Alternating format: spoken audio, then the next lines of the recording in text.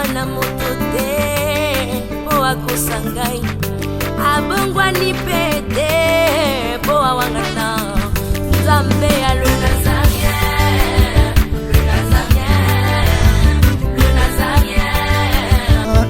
Atako babakolaki mafuta na mosakoli lelo yayo bolingo ebateli le Nazarien lipamboli oyo emonanaka te mpeni mama kante lobi kolapie mapapu masopi mafuta tokokisi ena elongo na Nzambe oyo babenga na makomi Jésus. Bato bazwi makambo ya Nzambe bakomisi yango objet ya commerce, flatterie, spokerie. Baserviteur bele bakomi koyinanga parce que nazolo ba vérité. Na ko continuer koloba parce que naza sentinelle. Pasteur yake asomi huile d'olive, asomi yango to 4000, to pe $10. Aye nango na église, akomi koteka huile wana $50, $100. Église komi lié à commerce. Ba pasteur belé ba appauvrir bato bakoma pauvre pona bango. Hosanna au fils de David, Hosanna au plus haut des cieux. Allez partout dans le monde entier, faites-le toutes les nations, mes disciples. Message de Dieu, message de feu. Bien-aimés dans le Seigneur, Église Mission Évangélique, le messager de l'Alliance, en sigle MEMA, organise une seule journée. Journée Zakaka Moko. Yasulo et Zakaka Moko. Journée de consécration. Soki oboyi kosalela Nzambe yokanga malamu ata mabanga ekosalela ye. Mama le pasteur Carlos Kalambay, le gardien du temple de l'église MEMA, vous invite à venir participer et glorifier notre Père le 16 avril 2017. J'ai bien dit le 16 février 2017. Et aussi la célébration pour le 5e année d'existence de l'église MEMA. Bobola Mwanzambele Kebele, Django Totatoli Yango. Et s'il côté, ainsi que la consécration de Madame son épouse, la servante de Dieu, Anne Kalambay, Maman Maman Alingingaï, aussi notre frère Simba Mankengo Florian. Oh, des événements célestes. À l'animation, le groupe gospel de l'église MEMA, frère Cyprien, Atikali Simate, et Konsuka Peboete. Le frère Clovis Makola sera au rendez-vous. Le ciel est grandement ouvert. Voici la terre.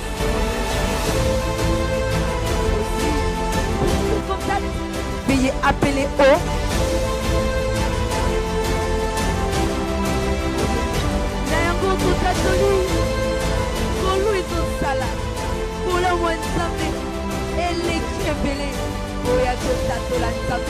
les 16 avril. Bienvenue à tous.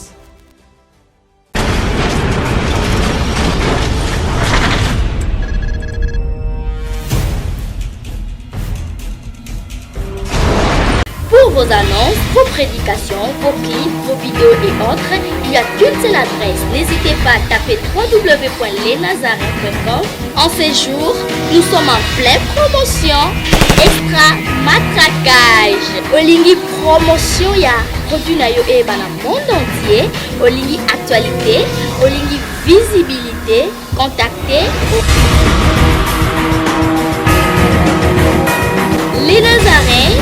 100% chrétien, toujours vos amis.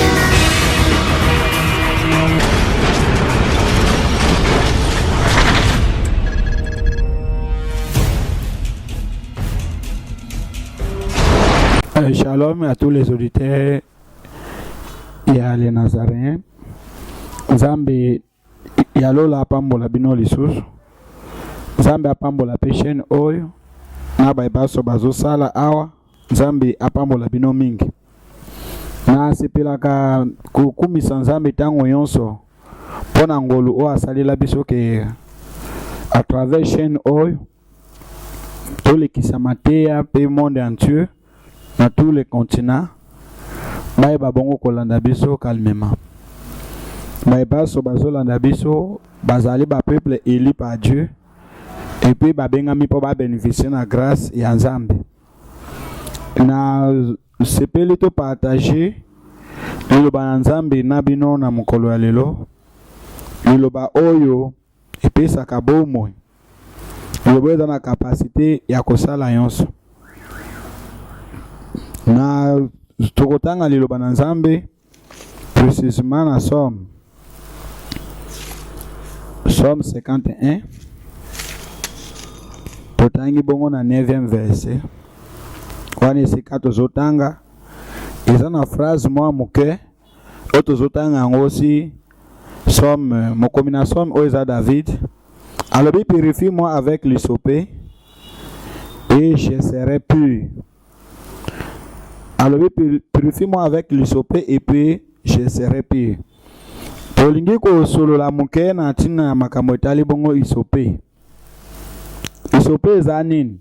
Parce que nalanda kinde komoko mosali na Nzambe moko azote ya bato. Alobi ke hysope eza mélange ya ba ingrédients oyo David ya banda ko salela yango mpona ko purifier bato. Soko tangi na phrase oyo David nde azo purifier te, mais David azo senga ba purifier ye na hysope. Hysope eza nini? Omoni makambo nyonso oyo komama na Bible babi cette écriture a été inspirée par Dieu. Capable pour orienter, convaincre. Alors ceux qui écriture est inspirée dans Nzambe. Quand on parle d'inspiration, pour comprendre ce qui est inspiré, il faut avoir l'esprit de discernement. Tant que vous avez discernement, vous avez un moko, au kanisi angona ndingi na yo, au Bible ozomona ndingi na simbia. Monde entier, ba chrétien on so ba simbaka. Teza kate biso to simbi Bible to zote ya nde to yebi Bible mingi. Zapena bato msusu, adame na kate ya église yo zote ya yebi Bible koleka. Alors tango na yoka kindeko azoloba ke hysope eza nini mélange ya ba ingrédients pona ko purifier na bato epesa kinga mawa nalobi te na ya osunga parce que les na chaîne bana na Nzambe baza sauver hysope nalobaki yango déjà na émission la fois passée que ba défaut ebele oyo tozomona yango to banda ko réparer yango mbala moko tokotika sous tante ke bana na Nzambe batambola kwa ba aveugle. Hysope oyo David azoloba eza ingrédient te. Alors hysope eza nini? Hysope eza kombo ya nzete. Eza kombo ya nzete. Eza nzete ya muke.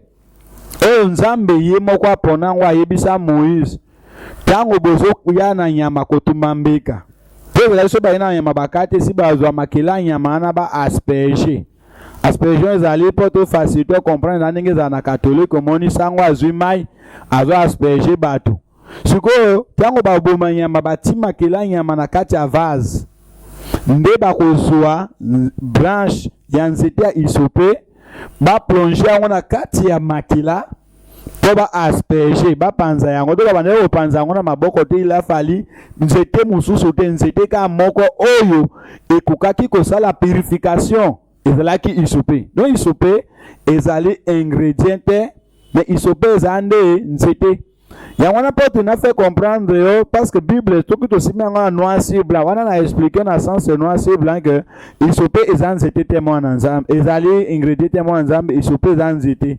Alors parfois auditeur otuna keme papa eka koloba makambo nzete yango nzete ezali nini makambo to ezana kati na Bible oyo ezana réalité nango ombre na réalité de nos jours hysope. Alors c'est quoi? Tande ko tango alobaki makambo bande ko défendre makambo ba purification zo sai matona ba citron to ba nini oboyebi nda alobi citron eza biblique nda apesi verset wana hysope kolobaki hysope eza ingrédient o David abanosel natangi na Bible ko tuna moni David a purifier moto te. David akenda ko beta ndeli ndanda na ndako ya nani oyo Saul to ba demo ba bi mame David azo senga purification. Quand c'était moko nde ko eko purifier siko to zongi na réalité pas to simba hysope na sens spirituel ezani de nos jours dans le sens spirituel de nos jours, isopé, c'est l'instrument qu'on servait pour purifier. Ce qui purifie aujourd'hui, c'est la parole de Dieu. Donc, isopé moto. Au moment du verset, découvrir ma kamamalamu, bien aimé, les vraies prophéties, c'est la parole de Dieu.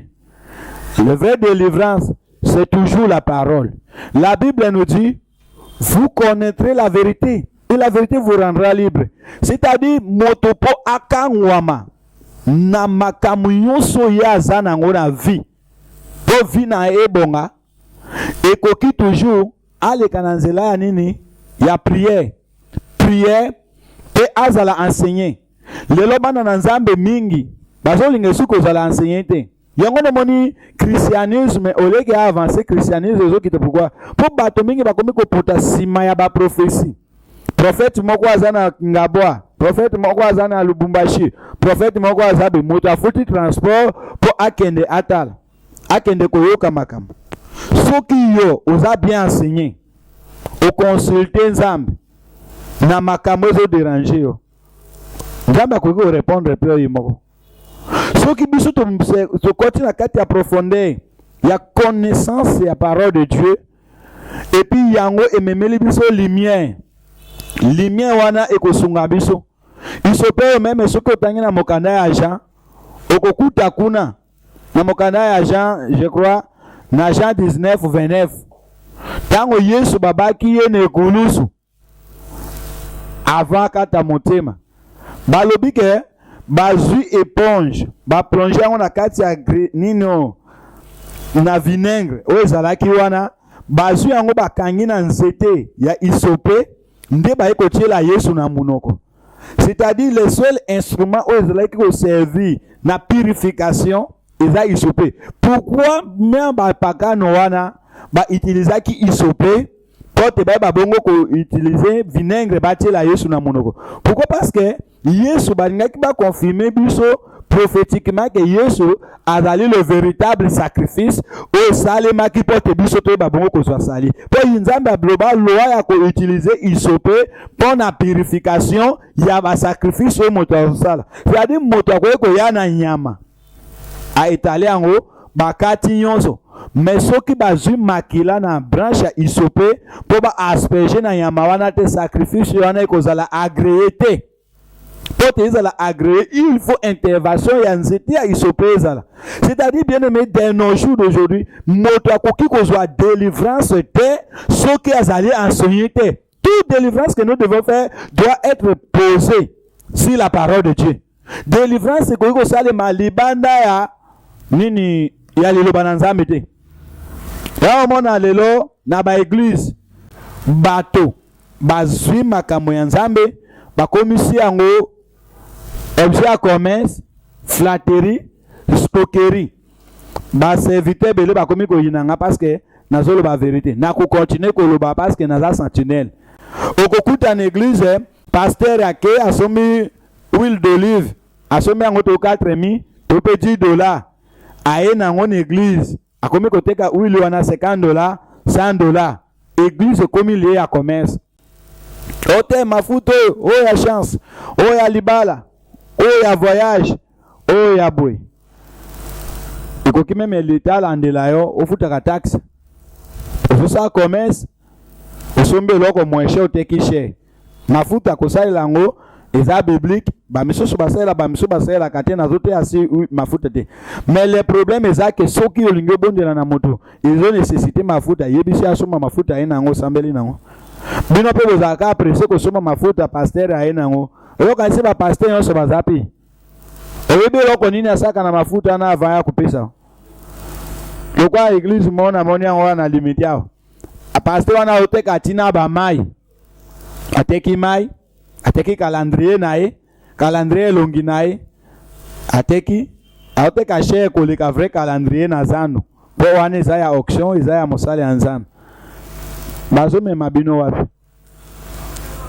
Purification ko salema en dehors ya nzete ya isopete. C'est-à-dire, une personne peut être délivrée en dehors de la parole de Dieu. C'est la parole qui délivre. C'est là qu'on a démontré un exemple.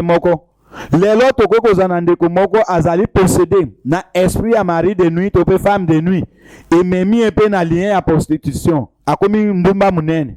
Quand on se prostitué, boye une église lelo, to prier, to imposer ma boko à quoi.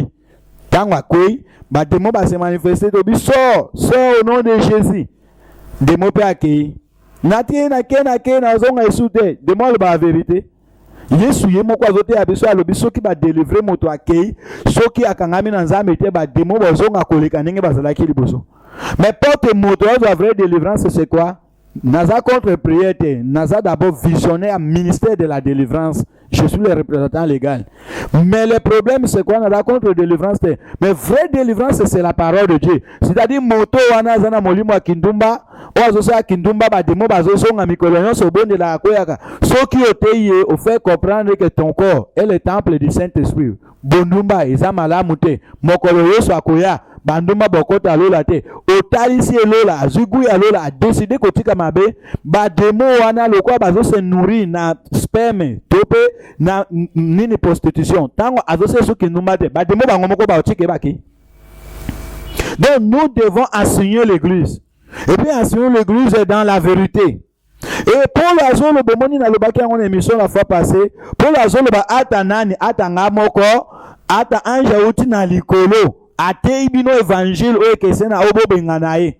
Talasko ndiko ozui évangile ofandi si bato ozote abango isope po o défendre citron o lobin zete ya isope o ba komi na Bible ezali ensemble mélange ya ba ingrédients. Yangwano c'est la citron pour esape biblique verset à défendre citron esa isope nzete yo komisi yango ingrédient. Est-ce que baïba ko c'est la isope pour na makambo tali bongo comme Elisa bato isope ba melisa bato te isope ba bana ko sale la ngo tanga na Bible tanga Hébreux 9:10 même verset na pesa ki c'est que Jean 19:21 na Jean 19:21 kutu bazolo bango clair que bazui nzete ya isope nde bati chiffon ya ba plonger na vinaigre bati na monoko ya Yesu isope zalaka matière ezokota na monoko te moto alia isope te moto amela isope te mais isope baba no jwa branche na ngoko utiliser pour na ko purifier. Or nous utilisons la parole de Dieu pour faire la délivrance, nous utilisons la parole de Dieu pour guérir les gens. Bien aimé na ngina yebiso eloko moko. Un chrétien sans la connaissance de la parole a comme maman na ba vaillance. Yesu alobi saka biso makambo nyonso ezokoma lelo tozwaka avertissement de la part de Jésus-Christ. Yesu alobi biso ke na mokolo ya suka bato mabe bakokota kati na évangile bakoya na kombo na ye bakosa bato bamema bato na ba distraction bakoboma bamabala bato bakomema bato na ba trouble ebele mais tokoyeba bango na misala ndenge ozawana atoza victime te mais oyebi bato baza ba victime ya bapaster ebele baapauvri bato bakoma pauvre mpona bango bafaux prophétie pesa mbongo nzambe alobi lopango eza malamu te ifo oteka yango bademo baleki awa po ayebi ke so oteki okopesa offrande okopesa edime. Donc azovise intérêt ya moto te. Son problème c'est l'argent. Et puis ce que vous allez suivre à mon comment ça nani. Pasteur azozwa nini mafuta atia moto na ba sexe nae alobi azosa délivrance. Ba misusu même bazo coucher bana na nzambe. Na kombo ki azosa délivrance. Nous sommes fondés sur le fondement des apôtres, comme la Bible nous dit dans Actes des apôtres. Nous sommes fondés sur le fondement des apôtres. La Bible, l'église est commencée le jour de Pentecôte, n'est à qui naissance de l'église. Nous sommes autres que ça dans le Libanda Pentecôte, c'est l'église était, tu vois. Moto ko sauté. Moto luka ko de sens de l'évangile te amemela yo babiloko mundele wana. Na komisi nzambe pona na agi pasteur moko na France. Balanda kapé mingi azolo bayango yepi akotaki likambo azolo bake bato bazoko sabino ke ange abimaki na église nae akangi photo na ange c'est du mensonge Papa Nzambe apambolo na yebi kozaka auditeur fidèle ya les Nazaréens ngape nalandaki chaîne na yo vraiment Nzambe apambolo mingi. Moto wana comprendre. Ce sont des hommes que nous voulons prêcher l'évangile dans la vérité. Isope ezagre nini ensemble ya nini ingrédient te isope za kombo ya nzete wana pe Nzambe alobate ba melisa bato mais Nzambe alobate bazwaka nzete wana ba se servi nango pona purification. Na pona purification. Bazu branche ya isope batina nini kata makila po ba asperger. Instrument pour asperger dans le isope. Oh, c'est la parole de Dieu qui est en base de tout. Puis il y a un don là-bas, don spirituel. Donc yo surtout bimakana katia lelo banzam. Personne qui n'est pas enseigné ne peut pas être utilisé par Dieu. Nous devons faire la délivrance na base de la connaissance. Mes peuples sont péris parce que les manquent la connaissance. Et puis je vous dis la vérité, bien aimé, dans le moment actuel, ils ont bamba les belés, monsieur Sobalinga, Sobasina Bangba qui n'est pas église. Pourquoi? Ma bien, pasteur relégué. Frère, Ozoboma milimo ya bato na enseignement ya mabe. Bozoboma milimo ya bato na ba pratique ya mabe. Patience ya Yesu Christ. Ezane po eme mabiso na repentance. Patience ya Yesu ezapo eme mabiso na repentance. Alobi na mokanda ya Apocalypse. Alobi je reviens bientôt avec mes rétributions entre mes mains pour rendre à chacun selon ses œuvres. Patience ya Nzambe, silence ya Nzambe évoque ne pas mater à s'élever na dernier jour pour récompenser moto na moto. Yo olingi mbongo kolika Nzambe, olingi mbongo kolika milimo ya bato, olingi mbongo kolika nyonso, ozo banga Nzambe te, ozo se sacrifier, ozo pesa ba faux prophétie, ozo loba Dieu m'a dit, Dieu n'a pas parlé. Pour ça nous akaka, ozo mbongo, olia osala ambiance. Tu aimes l'argent, c'est bon. Mais na yebiso mokolo mbongo ko décevoir yo isali. Je prie de toi parce que l'argent finira toujours à te décevoir. Et tu sauras que pourquoi j'avais négligé mon Dieu pour l'argent. Tu as évangile à l'Okuta, continuez à défendre l'Okuta. Je vous ai dit, montrez sur ça que ré, au sali l'Okomabe, Zamba a dévoilé avant Yaya, c'est-à-dire à Lingio, c'est réparti, c'est un abolimbisi, aux hommes à Katina droiti. Et puis, binonyo surtout, mes bien-aimés, aux Zolanda Lilobananzam. Yesu Azoya Siko, il y a des faux et des vrais qui sont mélangés. Laissez-les croître ensemble. Moto sote moto memona erete. Sali lanzambi ndenge olingi, ndenge Nzambe alingi, kangama na Nzambe kati na solo. Et tout, c'est tout pour vous les auditeurs de Nazaréens. S'il y a des autres choses qui passent, par des serviteurs qui passent ici le chaîne, bomoni kokite contactez direction les Nazaréens, lobanan, tuna avi yabakambi. Benga même biso pour couper son orientation à malam. Je me bats, je ne suis pas saint, mais je me bats pour marcher dans la sanctification. Parce que dans ce monde, nous sommes toujours des pécheurs. Mais je me bats pour restaurer l'évangile, pour restaurer l'œuvre de Dieu et pour redresser afin que tout soit en bonne forme. Nzambe ya lola apambola bino nakanisi tusuki wana ezaka exhortation muke kombo nanga prophète Bruno Boaz nakanisi boyebinga malam. Numéro nanga téléphone ezali 243 na code ya RDC 81 00 194 243 81 00 194. Nzambe apambola bino.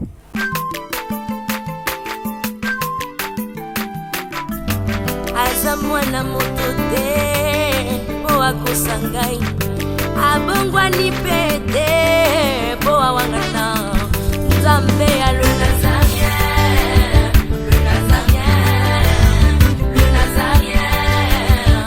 David Nzamba ayebana kita